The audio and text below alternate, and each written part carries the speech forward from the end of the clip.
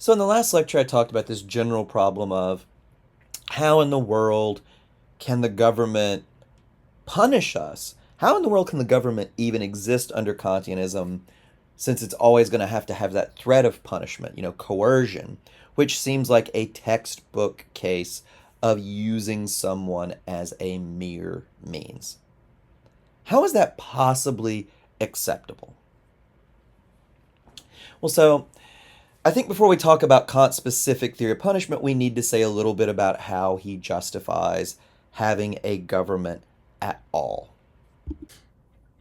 Well, so the first step here is to ask ourselves, what would things be like if there was no government? If the government just vanished tomorrow, state, federal, city government, you can do whatever you want, no threat of punishment at all, no threat of interference, and the same goes for everyone, right? Now, when I'm doing in-person classes, somebody's always like, "Oh, it's The Purge," right? I mean, I guess, right? I've actually never seen that movie or any of those movies, but I think as far as I know, yeah, that's what it is, right? What if there was no government at all? Philosophers often call this the state of nature. There's a long history of talking about this. It's interesting. I find it interesting. I mean, not everybody finds the things I find interesting. I won't go through it, right? If you see somebody mention the state of nature in future classes, this is just what they have in mind. So what would things be like in this state of nature?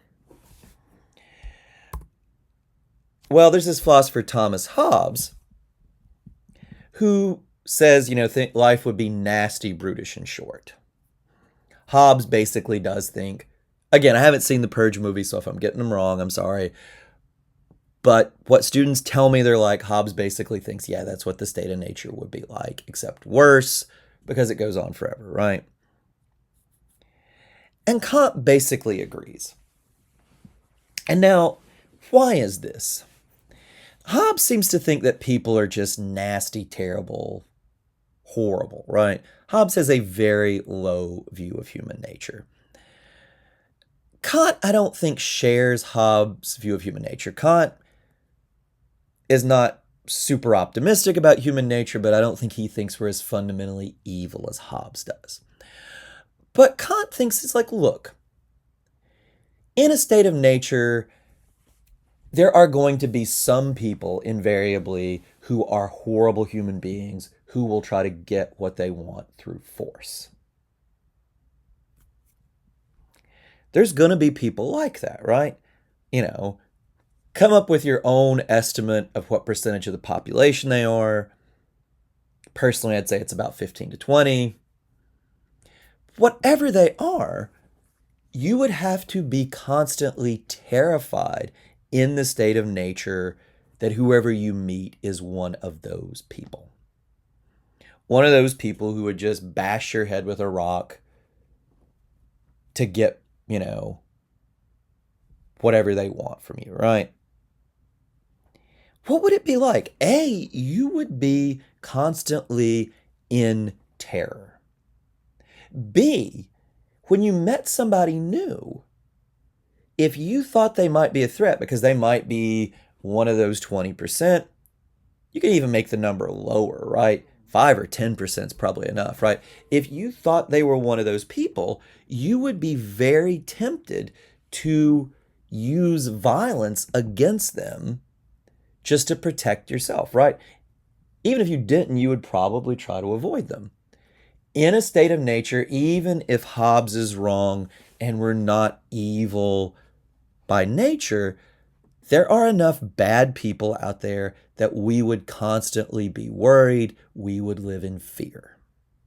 And we would probably end up attacking other people in ways that are bad just because of this pervasive fear. So that's part of it. And the issue for Kant isn't that we would be unhappy, right? We would be, Kant thinks. The state of nature would be a pretty nasty place to be in. But that's not the main issue. The main issue is that we would always be subject to arbitrary coercion by other people.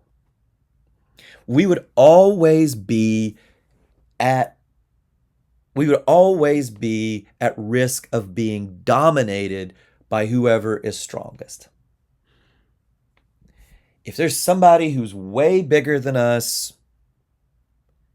and he wants us to do something in the state of nature, there's no way we could stop him. We just have to do it. I won't fill in what those things might be. They could be pretty terrible. And if you are dominated by another person, well, you're not free, right? If you have to do what another person tells you to do, that is not freedom. That is being used as a mere means. You are being used as a mere means by the person who dominates you. And Kant would say this would be a constant risk in the state of nature. And in fact, a lot of us would end up being dominated by like these terrible people. Not only that, but even among good people, even among decent people, there would be this tendency for disputes about rights to be settled by force. You do not need to be a terrible person to have a dispute with another person about, say, property rights. Right? These happen all the time. Gosh, where I'm from, if you go back and start digging in the courthouse in like Carroll County or Pulaski County, these old survey records, yeah, some of the old-time surveyors had some interesting ideas about how to mark out where one line of property, ends and another begins, right? People have disputes about property boundaries all the time. People have disputes about noise. People have disputes about, whether it's okay to burn brush somewhere, right? And what do we do in our society when we have disputes about rights? Well, a lot of times we talk to our neighbor like nice, decent human beings, but if that breaks down, and it sometimes does, well, we don't go in the house and get a baseball bat and beat the guy or shoot him or whatever. We take him to court, right? Kant says in the state of nature, that's going to be impossible, right?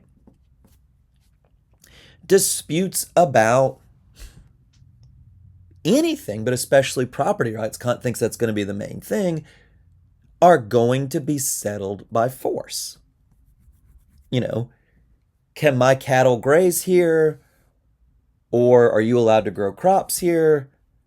We don't need to be bad people to have a dispute about that, right? You might have good reasons for thinking you have a right to grow your crops there. I might have a good reason for thinking I have a right to graze my cattle there.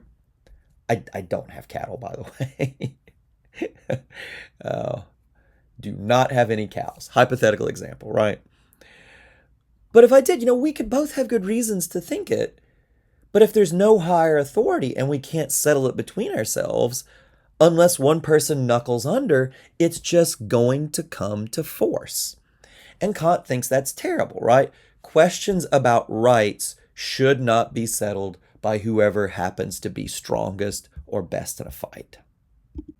And you can see this in our society, and this is an issue I'll come back to at least briefly. It's like, okay, well, why do drug dealers sometimes have violent conflicts over street corners or whatever? Why do they shoot each other? Well, one very simplistic answer that someone like my grandmother would have probably reached for is like, well, they're just wicked people. Well, I don't know. I'm going to leave that alone, right? But think about this, right? Everything that I know about Steve Jobs or Elon Musk or Mark Zuckerberg does not tell me that they are nice human beings. Nothing I've learned about any high-level businessman or most high-level businessmen disposes me to think they are swell, fine, good people, right? And yet, as I don't know, with Elon Musk, you always have to wonder, well, new things happen every day. But I do not think that he is going to settle one of his many, many legal disputes by buying a gun and going and shooting up whoever's suing him now or whoever he's suing. Well, why not? Not because Elon Musk is a great, wonderful, nice guy, but because they can settle it in court, right? We have a dispute. If you're Musk or Zuckerberg or Jobs or whoever, well, you don't get a gun, you don't hire people with guns, you sue people, right? And as bad as suing people sounds, it's a whole lot better than spilling blood, right? And people will make this point. Well, drug dealers and other criminals, one of the reasons they settle it with guns is because they can't sue each other, right? I'll come back to this point, but I think you can see this worry very much in the real world. I'll come back to this, I think it's one thing to keep in mind, right? Settling disputes by lawsuit is not pretty. It's a lot better than settling them by force. And that's one of the things Kant has in mind. So for Kant will say the government's there for two reasons. One is to prevent people from being dominated by force. And another, closely related because this is just kind of a result of questions being settled by force, is to have some procedure for settling questions of right, disputes about rights, resources, things like that, in some other way than, and this is a quote from Kant, fighting and wild violence. So that's the purpose of the government, right?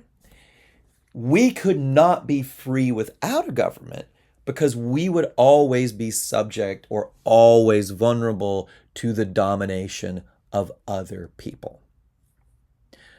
Okay, so fine, good, but there's still a more specific question we need to settle. How in the world does the government then claim any right to punish?